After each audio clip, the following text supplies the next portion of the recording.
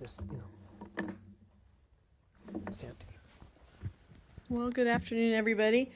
I want to first, since the legislature has adjourned, start off by talking about the past legislative session. It brought some big wins that will strengthen our laws to protect the vulnerable and hold offenders accountable. So there were 3 bills in particular that we worked on. There were others as well, but 3 that I want to highlight. First is Preston's Law, and this is named after 16-year-old Preston Lord, who was killed by a group that assaulted him in Queen Creek in 2023. House Bill 2611, which was sponsored by Representative Matt Gress and others, establishes a new category of crime under the aggravated assault standard or statute. It's called swarming. It elevates attacks by 3 or more people on a single victim to a Class 4 felony, and it ensures that these types of crimes are treated with the gravity that they deserve. This new law is a major step in deterring violent group attacks, especially among teens, before it gets to the point where someone loses his or her life.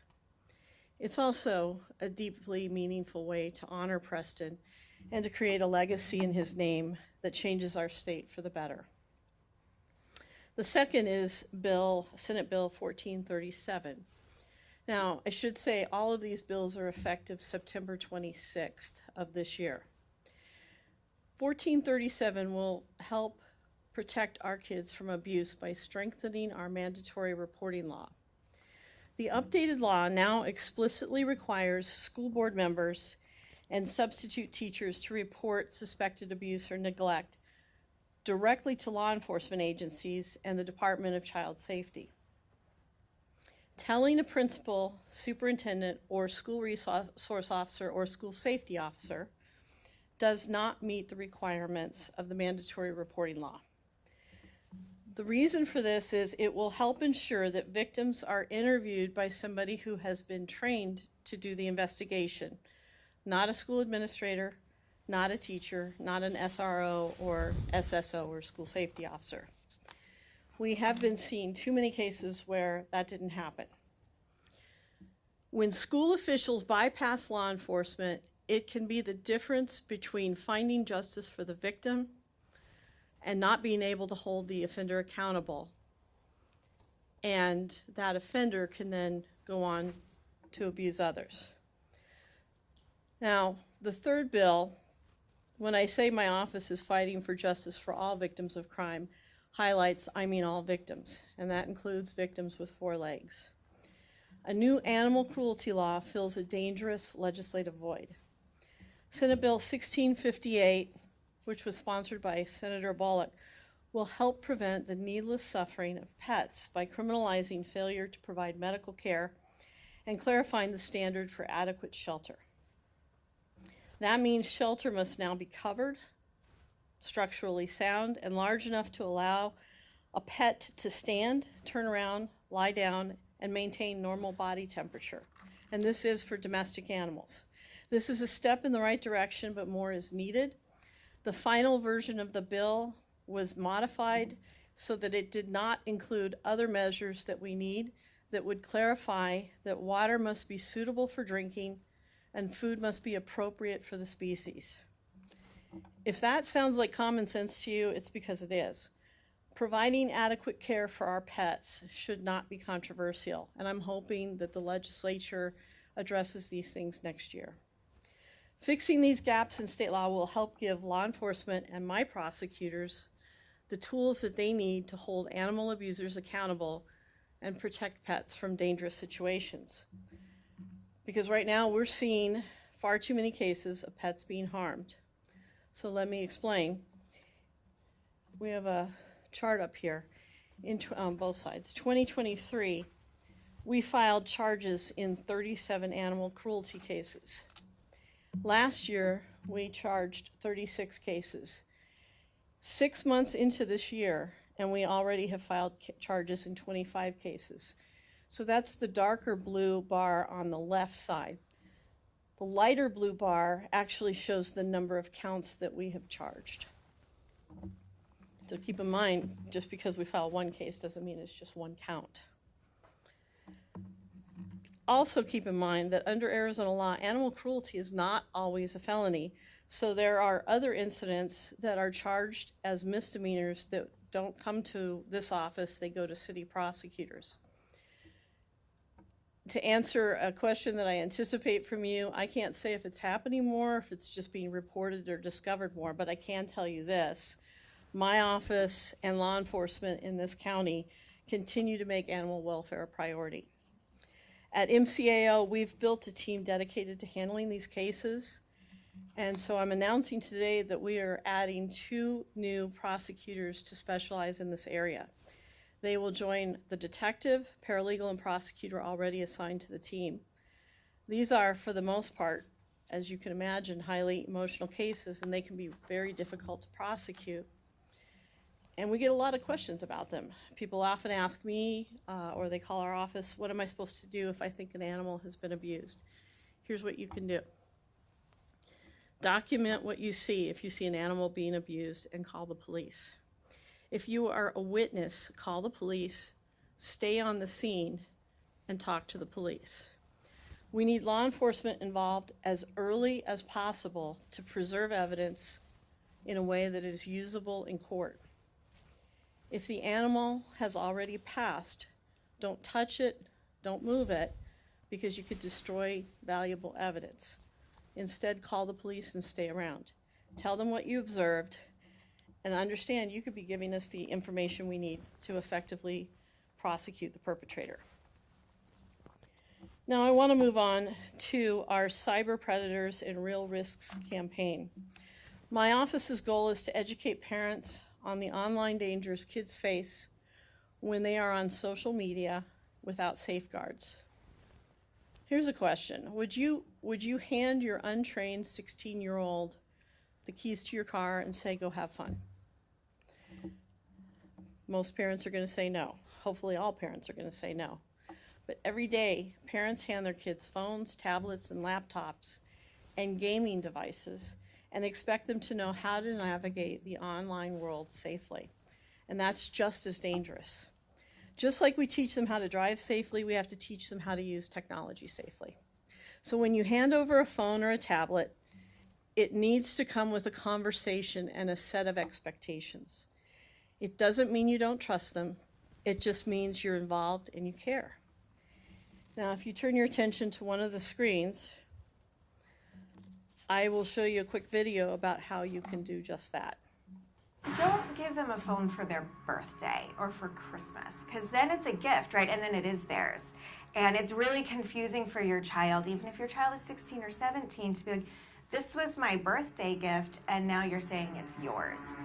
Spot checks are incredibly important. Going through that phone at very random times, often. So it's randomly at 9 a.m., let me see your phone. Randomly at noon, you know what, you're not taking your phone today. I'm gonna have it. You know, and just really instilling in them, this is not your phone. You'll get a phone, but right now, this is like the training phone. The full version of that video and other videos on this subject. I'm sorry? Okay.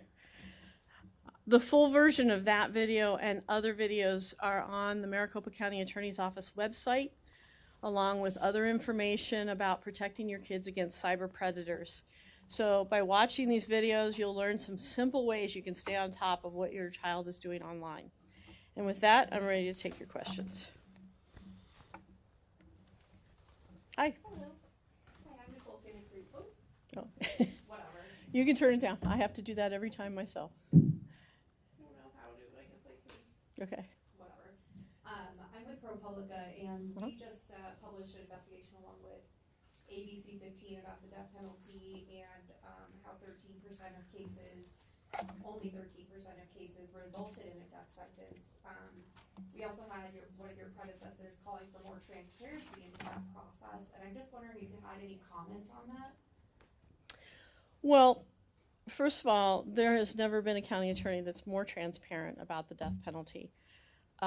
We have released part of our policy that governs it, and we've made it very clear that the person who makes the decision on whether to pursue the death penalty is standing right here. It's Rachel Mitchell. I have stood here many times and discussed in detail the thought process I go through in considering whether the death penalty is appropriate to seek. Obviously, additional information can come in the case. These cases sometimes last 4 or 5 years, and I'm going to continue to consider that information. So we file a public document that talks about the aggravators that we're relying on for the death penalty.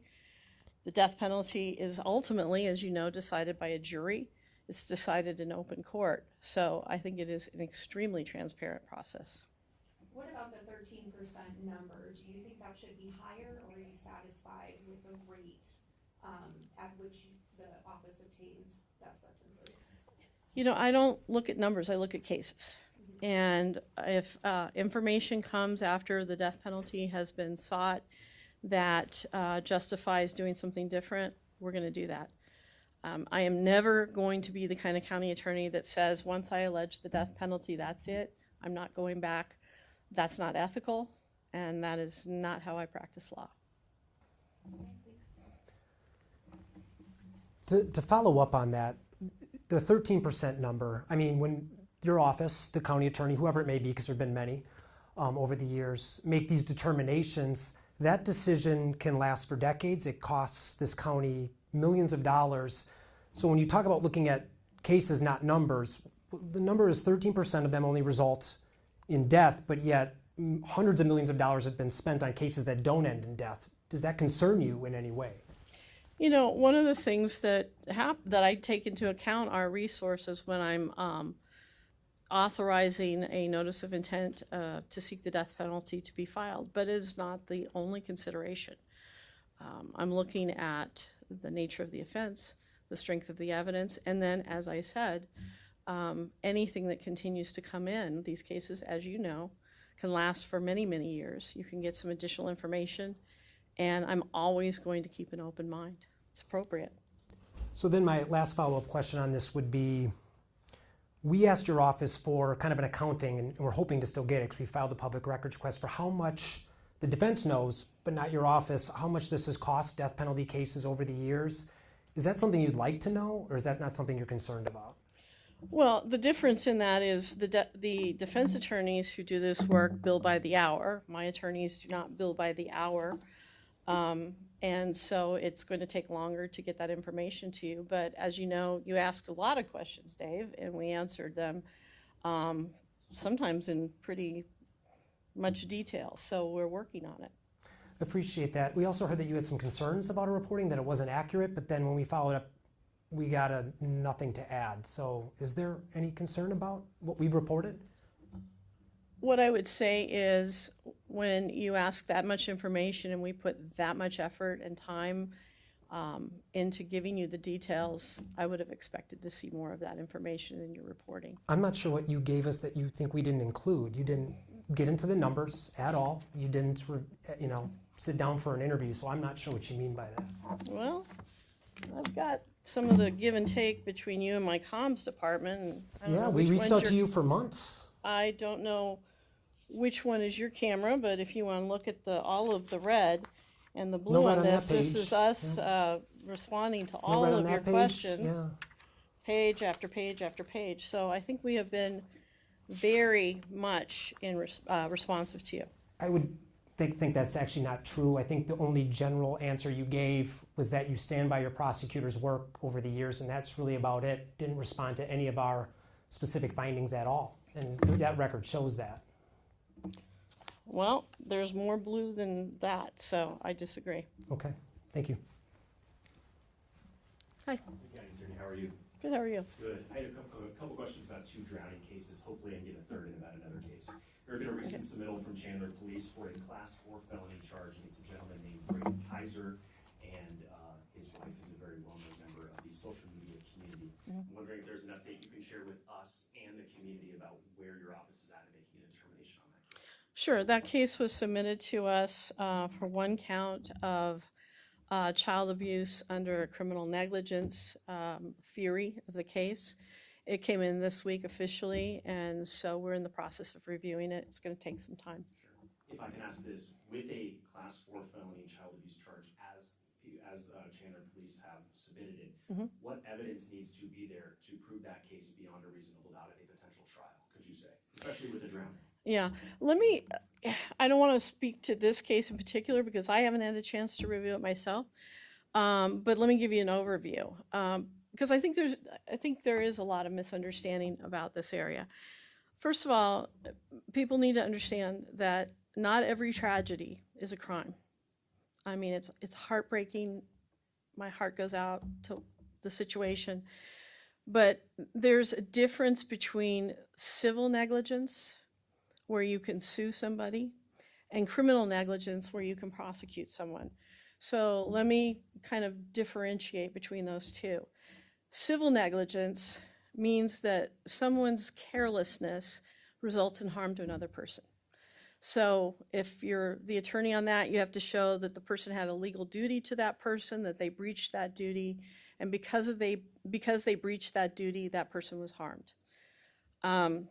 A very simple example of that would be you have a duty to obey traffic laws when you're driving. If you run a red light and you hit somebody, you've breached that duty, you've caused harm. Criminal negligence is totally different, and that's what we're looking for. That's what we have to have to file charges in this case. Criminal negligence means that the person fails to perceive, so they don't perceive a substantial and unjustifiable risk that the result will happen. And I'm going to read directly from the statute here because this is what we're looking at when we're looking at these charges. The risk must be of such nature and degree that the failure to perceive it constitutes a gross deviation from the standard of care that a reasonable person would observe. Without commenting on any specific case that's ever happened in Arizona, an example of that might be somebody who drives past flash flood warnings and they proceed into a wash and they have somebody in the car with them, a child in the car perhaps, and they go into that wash. Most people would heed those warnings, so you could argue that by proceeding into that wash, there is a gross deviation from the standard of care. So those are the things that we're looking at. Understood. Quick case in Peoria, there is a submittal to your office about a neglect charge related to a 12-year-old who may have been left in a above ground pool. Is there an update you have on that case at all? Actually, I don't think we've received that submittal yet. Okay, good to know. We'll go back to police. Third, and then I'm done. Okay. Adam Schief case. He is waiting extradition back to Maricopa County from Coconino County. He has spoken with every single news station in the Phoenix market about what he did or is alleged to have done to a New River pastor. I would love to get your reaction, if you can, to what he has claimed and how that may play into a potential charge for him. Because of the status of the case right now, I really can't comment that much. I'm aware of the interviews. What I would say is stay tuned. Thank you. Hello. Hi. So a question about the drowning case involving Brady Kaiser and the other drownings that were just asked about in general. What's your threshold for charging a parent that loses a child? Some people believe they've suffered enough. Well, I mean, the basic threshold obviously is what the law requires. You know, is the gross deviation from the standard of care, did that occur? Was there a substantial and unjustifiable risk? I think what you're saying is, you know, do I take into account that maybe some jurors would consider that the parent had suffered enough? And my answer to that is yes and no. No, in the sense that it doesn't factor in as to whether the person satisfies the requirements of the statute. But yes, because the filing standard for this office is a reasonable likelihood of conviction. And if after reviewing the totality of the circumstances, and let me just say, every case is unique, we feel like that jury might or is likely to find the person not guilty because of that reason, then we have to take that into account. And you just don't know at this point because, like you said, you haven't reviewed it yet. Correct. Okay. Accused kidnapper Timothy Wood. Mhm. Can you talk about the decision to not prosecute that case, especially in light of his previous convictions of using women? Well, let me correct you. We didn't make any decision to not prosecute him. What we did was we asked for additional investigation from the police department. As I've said many times up here, we get one chance to do this right. And the allegations are very serious. And so sometimes we as prosecutors who have been in the courtroom see things that we want shored up before we proceed. And so we send it back to the police to do some additional investigation. That's not to say that they didn't do a good investigation in the first place. It's just perhaps we've seen other angles of it. Secondly, the prior history that you're talking about, while it's important in determining, for example, how this would be handled sentencing-wise, I cannot use prior convictions to prove that he committed this offense. I have to have evidence independent of that he committed this offense. And so that's what we're shoring up. Are you able to be specific at all about what additional evidence you're looking for from police? Not at this time, no. I mean, with an ongoing investigation, it wouldn't be appropriate. And obviously the sheriff's office has had a federal monitor for more than a decade at this point. Do you believe it's still necessary? No, I don't. This was a situation that was put in place under somebody that was sheriff 3 sheriffs ago. He was voted out of office. He was replaced by somebody from another political party. And interestingly, and really tragically, that sheriff ended up resigning from his position because he felt so constrained by the monitor that he wasn't able to do his job. And the system worked in the sense that we voted out the person that was the focus of this monitor. So we need to move on. This $350 million is not making our community safer. And in fact, all of the other places where this monitor is involved has dragged on even longer than 11 years. For example, Oakland, where he is also the federal monitor, has been over 20 years. It doesn't make the community safer. And as a taxpayer, $350 million could be spent a lot of ways to make our community safer. But if this monitor says that there are still violations happening within the department, shouldn't those violations be addressed? This monitor has a financial incentive to continue to find violations and noncompliance, and that needs to be taken into account. We have paid, the county has paid this monitor just shy of $30 million at this point. If he finds compliance, he's out of a job. Thank you. Mhm. Hi, Val Bristol's KTR News. Just wanted to ask about your thoughts. I would never have guessed that from No, you. I know. I just wanted to ask your thoughts on the Preston Lord trial for the 6 of those suspects being delayed, and just any insight you can share into why that may have happened, or any other thoughts you want to share on that. Well, if you remember when we first got the submittal back in December of 2023, a lot of people were wanting very quick results on that. And I stood at this very podium and I said, this is a huge police report. It's got 600 videos and many, many other pieces of evidence. And so now the defense attorneys have requested for additional time to prepare their case. You know, while we want to get swift justice for the victim and certainly his family, it's been going on a long time for them. I understand that. It is a very complex case, and so a 6-month continuance was granted. Awesome, that's all I had. Thank you. Mm-hmm. Hello, Lindsay Regas at Fox 10. This Hi. is a follow-up to, it's a drowning question. Mhm. Has anyone ever been charged and prosecuted successfully for a child drowning? Yes, I'm trying to remember any specific names for you. We'd have to research that, but yes. The reason I ask is because we follow these stories a lot, and we don't really hear that the dad or the mom is arrested later, and we're wondering, is it because this is Emily Kaiser so well known, her husband's well known, and their kiddo? I don't have any information to think that that was the police motivation for that. Do you know when you'll make a decision? We're set to, start reviewing it as soon as possible. Like I said, we just got it this week.